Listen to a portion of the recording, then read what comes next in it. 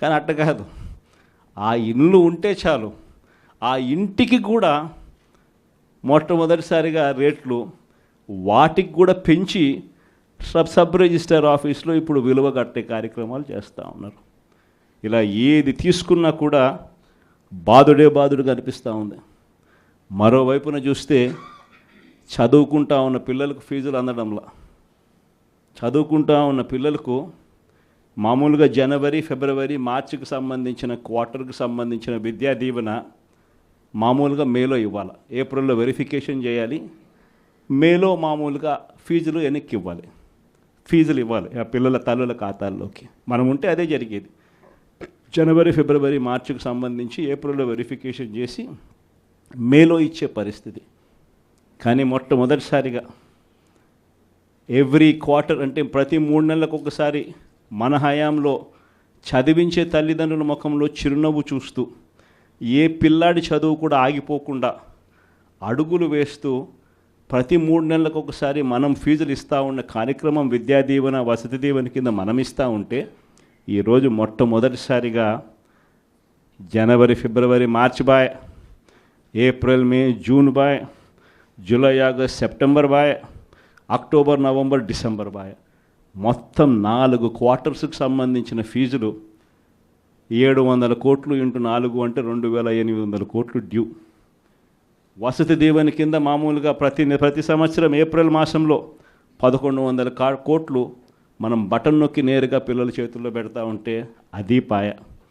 మొత్తానికి విద్యా దీవెన, వసతి దీవెన కింద 3900 కోట్ల రూపాయలు చంద్రబాబు నాయుడు గారు ప్రభుత్వం వచ్చిన తర్వాత ఫీజులు అందక మొట్టమొదటిసారిగా పిల్లలు చదువులు మానేస్తూ ఉన్న పరిస్థితి ఈరోజు కనిపిస్తూ ఉంది. మొట్టమొదటిసారిగా ఆరోగ్యశ్రీ పరిస్థితి, నెలకు 300 కోట్ల రూపాయలు ఆరోగ్యశ్రీకి వైఎస్ఆర్సీపీ హయాంలో అమలు చేస్తూ ఏకంగా 1000 ప్రొసీజర్లు ఉన్నదాన్ని 3300 ప్రొసీజర్లకు తీసుకొని పోయి ఏకంగా 25 లక్షల దాకా ప్రతి పేదవాడికి ఉచితంగా వైద్యం అందించే కార్యక్రమానికి శ్రీకారం చుట్టి గొప్పగా ఆరోగ్యశ్రీ పథకాన్ని మనం అమలు చేస్తే, ఆరోగ్యశ్రీయే కాకుండా ఆరోగ్య ఆసరా కూడా ఇస్తూ మనము చేస్తే, ఈరోజు ఆరోగ్యశ్రీకి సంబంధించి ఇప్పటికే చంద్రబాబు నాయుడు గారు ప్రభుత్వం వచ్చిన తర్వాత ఇప్పటికే ఈ 8 నెలల కాలంలోనే ఏకంగా మార్చి నుంచి తీసుకుంటే ఏకంగా 3000 కోట్ల రూపాయలు బకాయిలు ఆరోగ్యశ్రీ. ఏ పేదవాడు హాస్పిటల్కు పోలేని పరిస్థితి, ఏ పేదవాడు హాస్పిటల్కి వెళ్ళినా కూడా నెట్వర్క్ హాస్పిటల్స్లో ఈరోజు ఫ్రీగా పేదవాడికి వైద్యం చేసే పరిస్థితి ఎక్కడా లేదు. ఈరోజు వైద్య రంగానికి సంబంధించిన పరిస్థితి ఇది. వ్యవసాయ రంగానికి సంబంధించి పరిస్థితి చూస్తే ఉచిత పంటల బీమా గాలికి ఎగిరిపోయింది, ఆర్బీకే నిర్వీర్యమైపోయాయి, ఈ క్రాప్ అన్నది కనిపించడంలా, రైతు భరోసా కింద రైతులకు పెట్టుబడి సహాయం కింద మన హయాంలో రైతులకు తోడుగా ఉంటూ, రైతుకు అండగా ఉంటూ పెట్టుబడి సహాయంతో తోడుగా అందిస్తూ ఉంటే పెట్టుబడి సహాయం ఇచ్చేది పక్కకి వెళ్ళిపోయింది. ఆయన ఇస్తానన్న 20,000 రూపాయలు గాలికి ఎగిరిపోయింది. అసలు ప్రభుత్వం అంటే ఏమిటి?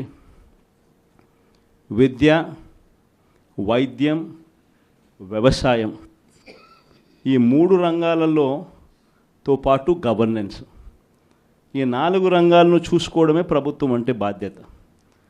ఈ 4 రంగాల పరిస్థితి ఈరోజు ఎలా ఉందా? విద్య గాలికి ఎగిరిపోయింది, వైద్యం గాలికి ఎగిరిపోయింది, వ్యవసాయం గాలికి ఎగిరిపోయింది. ఈరోజు గవర్నెన్స్ చూద్దామనంటే రెడ్ బుక్ రాజ్యం జరుగుతూ ఉంది. ట్రాన్స్పరెంట్గా డోర్ టు డోర్ డెలివరీ జరిగే పరిస్థితి నుంచి, ఇంటి వద్దకే పాలన దగ్గర నుంచి ఈరోజు తెలుగుదేశం పార్టీ కార్యకర్తల చుట్టూ తిరగాల్సిన పాలన మళ్ళీ స్టార్ట్ అయింది. ఈరోజు జరుగుతూ ఉన్న గవర్నెన్స్. మరి ఇలాంటి నేపథ్యంలో మనం అంతా కలుస్తూ ఉన్నాం. మరి మీరే చెప్పండి, ప్రజలకు తోడుగా మనం ఉండాలి కదా, ప్రజలకు అండగా మనం నిలబడాలి కదా. ప్రజలకు తోడుగా నిలబడగలిగినప్పుడే వాళ్ళ మీద ఉన్న వ్యతిరేకత మన మీద, మన నాయకుల మీద సింపతి కింద కన్వర్ట్ అవుతుంది. ఈ సంక్రాంతి కల్లా పార్టీ నిర్మాణం, జిల్లా కమిటీలు, నియోజకవర్గ కమిటీలు, మండల కమిటీలు, ఇవన్నీ మీరు సంక్రాంతి కల్లా మీరు అన్నీ కూడా పూర్తి చేసే కార్యక్రమాలు చేయండి. దాని తర్వాత జనవరి, ఫిబ్రవరి నుంచి, జనవరి చివరిలో కానీ ఫిబ్రవరి మొదటి వారం నుంచి కానీ నా ప్రోగ్రాములు కూడా స్టార్ట్ అవుతాయి. నేను కూడా జిల్లాలకు వస్తాను. నేను కూడా జిల్లాల్లోనే నిద్ర చేస్తాను.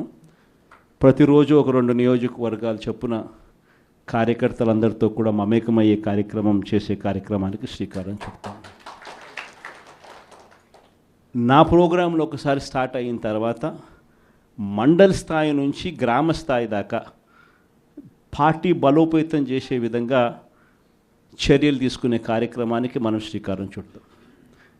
విలేజ్ కమిటీసు, బూత్ కమిటీసు, వీటిని సంబంధించి ఎలా వీటిని అన్నిటినీ కూడా బలోపేతం చేయాలి, వీటిని అన్నిటినీ ఆర్గనైజ్డ్ పద్ధతిలోకి ఎలా తీసుకుని రావాలి, సోషల్ మీడియా అన్నది ఒక బలమైన ఆయుధంగా కూడా మనం ఎలా ఉపయోగించుకోవాలి అన్నది కూడా చెప్పేటివన్నీ కూడా నేను ఎప్పుడైతే జిల్లాలకు వస్తానో అప్పుడు నా కార్యక్రమంలో ఇవన్నీ కూడా మీరు నేను అందరం కలిసికట్టుగా డిస్కస్ చేసి ఇవి గ్రామ స్థాయిలోకి పర్కులేట్ అయ్యేట్టుగా మీరు నేను అందరం కలిసి అడుగులు వేస్తాం.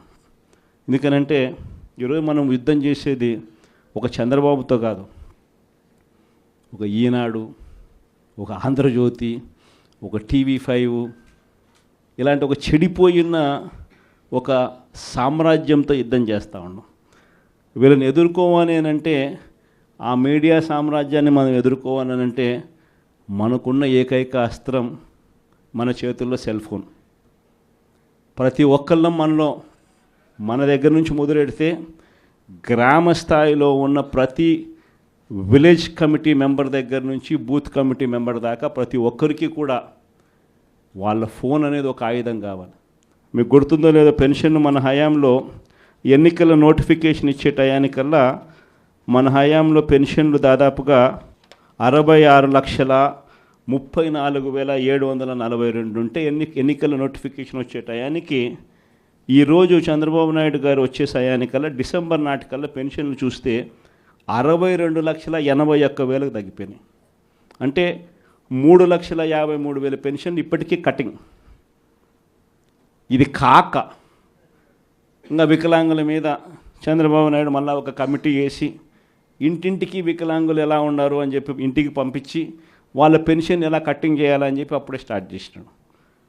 అంటే ఈయన ఉద్దేశం ఈ మార్చి కల్లా ఇంకొక 3 లక్షల పెన్షన్ తగ్గించాలని. So left